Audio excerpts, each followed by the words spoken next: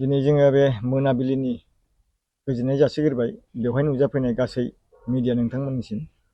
जों दिनै बेवहाय खौरां मेल लानायनि उद्देश्यआ जाहैबाय जोङो बेबादिनो सम सम प्राइमारि आरो जोंनि इउपिपिएल पार्टिया बिसिडिसि आरो जोंनि इन्टेलेक्सुवेल गामिनि गासै गावबुराखौ लानानै सम सम जों बिदिनो जिरायो।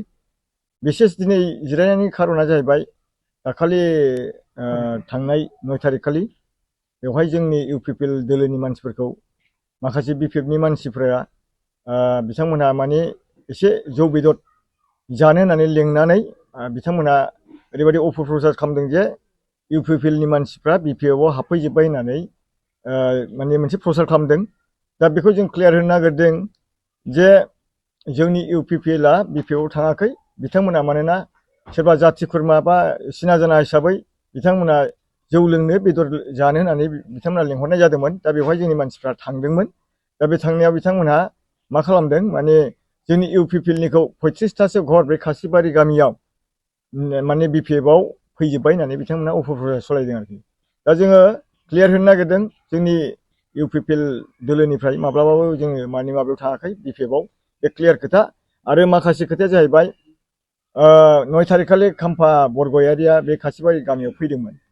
दा खासिबारि गामियाव फैनानै बिथाङा 10,000 15,000सो बेबायदि फैसा बिथांमोना जौ बेदर जानो थाखाय माने मोनसे माने फैसा होलांदों बिथाङा।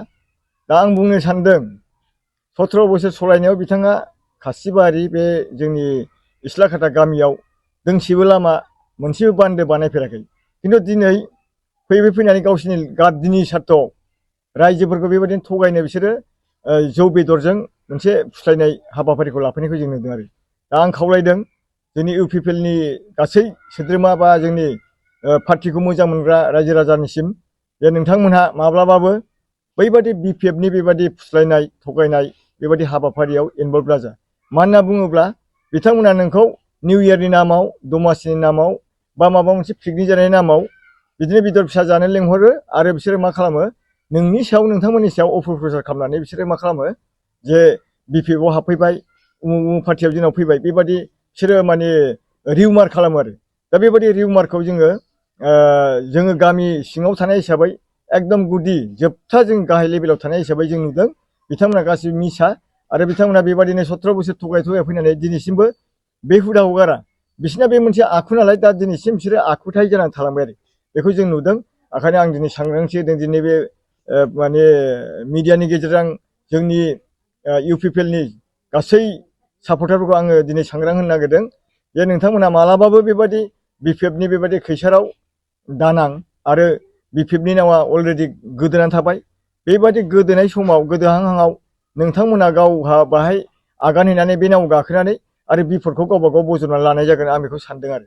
बेनिखायनो सांग्रां जा, माब्लाबाबो बिसोरनि फुस्लायनायाव थांनो नाङा बे खोथा जाहैबाय। ओमफ्राय मोनसे खोथाया जाहैबाय खाम्फा बरगयारिया जुदि फैनानै बिथाङा जुदि खासिबारि बाथाबारि इस्लाखाता रायजो राजाखौ जुदि मोजां मोनमारोमोनब्ला जोंनि गुरुबासा ओनसोलनि रायजो राजाखौ मोजां मोनमारोमोनब्ला बिथाङा दिन्थिनांगौमोन जे 15 बोसोराव मोजां मोननायखौ गाव दिन्थिनो हानांगौमोन जे जोंनि ओनसोलाव दिनैसिम खाम्फा बरगयारिया मा मावखो।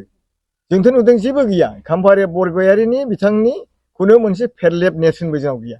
दा बेनिखायनो जों सानदों माने बे मोनसे गासै फल्स। बिथाङा माने फैगौ एमपि बिसायख'थियाव गाव माने देरहासार जानो थाखाय आरो बेबादिनो रायजोफोरखौ माने थगाय माने गाव गादिनि लुबैनो थाखाय नैबेबायदि हाबाफारिखौ लाफैदों।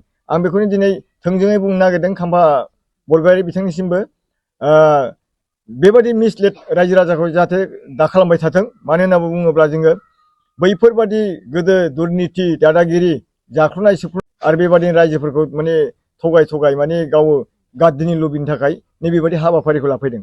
आं बेखौनो दिनै थोंजोङै बुंनो नागिरदों खाम्फा बरगयारि बिथांनिसिमबो बेबादि मिसलेट रायजो राजाखौ जाहाथे दा खालामबाय थाथों। मानो होनना बुङोब्ला जोङो बैफोरबादि गोदो दुर्निति दादागिरि जाख्ल'नाय सुख्ल'नायखौ जोङो मोजां मोनैयाव इउपिपिएल पार्टिया फैनानै जोङो परिबर्तन होननानै जों खामानि मावदों आरो परिबर्तना दिनै जागासिनो दं। मानो होनना बुङोब्ला जों परिबर्तननि नामाव बहुद गोबां खामानि मावबाय। सान्थिनि मुङाव जों सान्थि गोबां खामानि मावबाय। दिनैसिम मानसि सासे थैला जोंनि दा बिटिआर सरखाराव। परिबर्तना ओरैबायदि जाबाय बै समाव जायनाखि माने जोङो राननाय बेबस्था बेफोर थिग नङामोन। दिनै जोङो हाजार हाजार अरुनदय स्किम होनो हादों।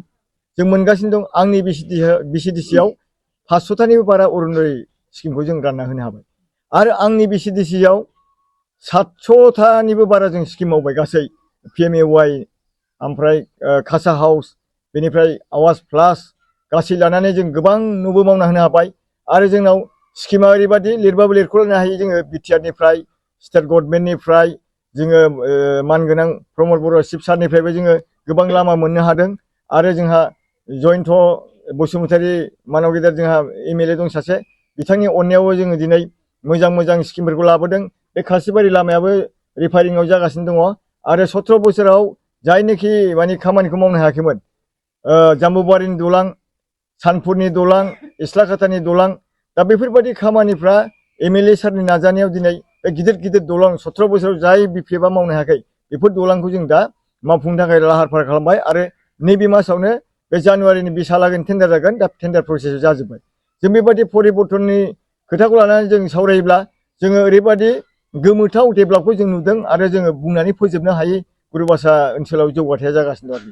बेखिनिखौ आं दिनै नोंथांमोननि मिडियानि गेजेरजों बुंबाय आरो आं मोनसे खावलायबावनो नागिरदों जे जोंनि रायजो राजाफ्रा बेदर दरसे जौ खापसेजों जाहाथे गब'आ गावनि फिउचार फिसाफोरनि गावनि फिउचार माने जेनेरेसनफोरनि थाखाय जों सिन्था खालामनानै जोङो खौसेनि खामानि मावलांनांगोन आरो जोंनि जानाखि राजनितिकनि जोंनि बर्थमान सोलिबाय थानाय जोंनि आबाद बे राजनितिक आबादखौ BPFआ नुनानै गिदों। मानो होनना बुङोब्ला जोंनि UPPनि राजनितिक आबादा जोबोद माने जौगागासिनो दङ आरो बे गाहाम फिथाइ होगोन होननानै जों आसा खालामदों आरो गाहाम फिथाइखौ मोनगोनखौ बिथांमोना नुखानानै बिसोरो गिनाय फैदों BPF दोलोआ। मानो होनना बुङोब्ला बेखायनो बिसोरो माब्लाबा जोंनि UPPनि बे एसे जनसाधारन गुरुं मानसिफोरखौ बिसोरो ओरैनो 10,000 20,000 होगोन होननानै थगाय थगाय बिदिनो लोंहोनाय जाहोनायजों बिथांमोनहा माने जोंनि गेजेराव UPPजों UPPL माने बोखावनाय माने सेस्टाखौ खालामगासिनो दं आरो जाहाथे जोङो गावजों गाव गाज्रि मोनलायै नैबेबादि माने सेस्टाखौ बिथांमोना खालामगासिनो दं। बेखिनिखौ आं दिनै क्लियार होबाय आरो फैबाय थानाय समाव जोंनि गुरुभाषा BCDC ओनसोलाव जाहाथे जोङो BPFनि बेबायदि थगायनाय आरो फुस्लायनाय रावाव जों गोजावा। जोंहा मावनांगौआ गोबां दङ आरो जोङो मावख'लायैहाय खामानि जोंहा माखासे आखायाव लानानै दं। बेफोर खामानिखौ जों जाहाथे थाबैनो जों मावफुंनो हायो बेखौसो जोङो गासै मेलेमजिबि बुद्धिजिबि गावबुरा जोंनि माने ओनसोलनि मोजां मोजां मानसिफोरजों जों सावरायबाय थागोन आरो सावरायलांबाय थागोन आरो बैफोर खामानिखौ जोङो फैबाय थानाय समाव जों मावगोन होननानै जों दिनै बावहाय मोजाङैनो जों बे मोनाबिलियाव जिरायदों आरो जों बिदिनो सम सम जिरायबाय थायो। बेखिनिखौ आं बुंबाय आरो जोंनि बे फैबाय थानाय समाव जाहाथे UPPआ आं खावलायहरदों गुरुभाषा BCDC गुरुभाषा प्राइमारिखौल' आं बुङाखै जाहाथे नैबेबादि बांसावनाय बाथ्रायाव जोंनि UPPनि मानसिफ्रा गावजों गाव सन्देह थानाय जिनिसखौ गारनांगौ। बेवहाय जों दा खासिबारि फैनाय नुदों बे मिसा खोथा जोब खासिबारिनि मानसिया रावबो सासेबो BPFआव थाङाखै आरो आं दिनै माने प्रमानबो होनो हागोन जायफोरनाखि बिथांमोनहा जौ लोंनो बेदर जानो होननानै लिंहरजादोंमोन बिथांमोनहा आंजोंनो दंफैयो। बिथांमोनावनो जोङो स्पस्ट सोंनानै लानो हागोन बिथांमोनखौ मा हिसाबै लिंहरामोन आरो BPFआ दिनै जोंखौ मा हिसाबै बिदि रिउमार खालामखो बे खोथाखौ आं दिनै नोंथांमोननि मिडियानि गेजेराव आं क्लियार होबाय। नंगौमोन बिदिनो लेंलांदोंमोन दा बेहाय मा सोलियै बिसोरो बिदि लेंलांनानै बिदि रिउमार खालामखो बेखौ मिथिनो हाया आरो दा मा सानदों नोङो? दाथ' आंथ' ओरैनो आंथ' नंखायाखा आं हगार हरा आंनि मानसिखौ आं लाखिगोन आरो आंनो बे UPPनिनो आं माबाखाथार। जयेन जामारदोंमोन नामा? जयेन जायाखै जायाखै एखे बे आंनिफ्राय 100% जायाखै। बिसोर बुंलाबायदों 35 जन 40 जन बे खोथाखौ बुंदों बे जाया नङा थगायनानै फोसावदों थगायनानै फोसावनायसो बे खोथाया जयेनथ' जायाखै जयेन जायाखै। आं बेखौ गामिया सासेबो थाङाखै आं बेखौ किलार हिसाबै बुंबाय बास। बेबायदि रिउमार खालामबाय थायोब्ला नोंथांमोना सासे पाब्लिक नौनारि हिसाबै मा राहा लागोन उनाव? बेखौ जोङो एसे गोख्रों राहा लानाय जागोन। बेफोरखौ ओरैनो आबां जाबां खोथा बानसावलाबायबाथ' बे मोजां जायाना बे आरो नोंथांमोना बबे पार्टिजों दङ?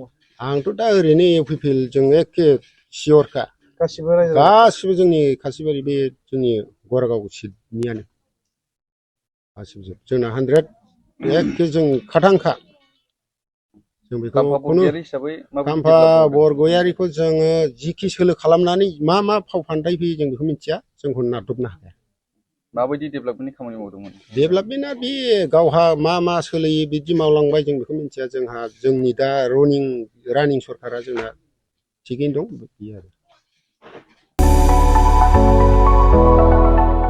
मोनसे गोजोनथाव खौरां क'क्राझार सहरनि जेडे रडजों नांजाबनाय गोजोनपुरि रयेल एनफिल्ड श'रुमनि गोजौआव थानाय आइ आफा बिएम इनस्टिट्युट अफ पेरामेडिक्स बेखेवदों। बे आइ आफा बिएम इनस्टिट्युट अफ पेरामेडिक्सआ नोंथांमोननो लानानै फैदों देहा जोथोन लाखिनायनि माखासे आयदाफोरनि 2024-2025 मायथाइनि मुं थिसननाया फैगौ 15 जानुवारिनिफ्राय जोबथा मार्च दानसिम सोलिगासिनो दङ। 10+2 नि उथ्रिसारनाय बिजाथि एबा फरायसाफोरा बे पेरामेडिक्सआव गावारि सोलोंथाइखौ लानो हागोन। क'क्राझार सहरनि गोजोनपुरि एबा गांजिमा बाजारजों नांजाबनाय आइ आफा बिएम इनस्टिट्युट अफ पेरामेडिक्सआ नोंथांमोननि थाखाय गोदान मुं थिसननाय आयदाफोरा जादों medical laboratory technology, first aid patient care and assistant nursing, OT technician, ICU technician, radiology technician कर्सखौ 2 बोसोरनि गेजेरावनो आबुं खालामनानै BSS डिप्ल'माखौ लानो हागोन। लोगोसे गासैबो डिप्ल'माखौ लानायनि उनाव सोरखारि साख्रि मोननायनि सुबिदाबो दङ। जुदि नोंथांमोनहा बेफोर कर्सनि थाखाय गोदानै मुं थिसननो गोसो दङब्ला आइ आफा बिएम इनस्टिट्युट अफ पेरामेडिक्सनि नैबे जानबुं नम्बर 9395899391 एबा 8638391746 आव थोंजों सुलाद लाहरनो हागोन।